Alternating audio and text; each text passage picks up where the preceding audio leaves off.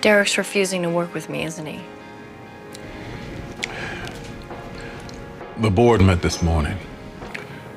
They feel that a suspension would send the wrong message. They feel that what you did disgraced the hospital, the profession. I'm sorry. I did everything I could.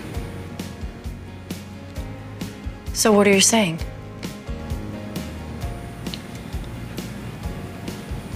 You're fired. Effective immediately.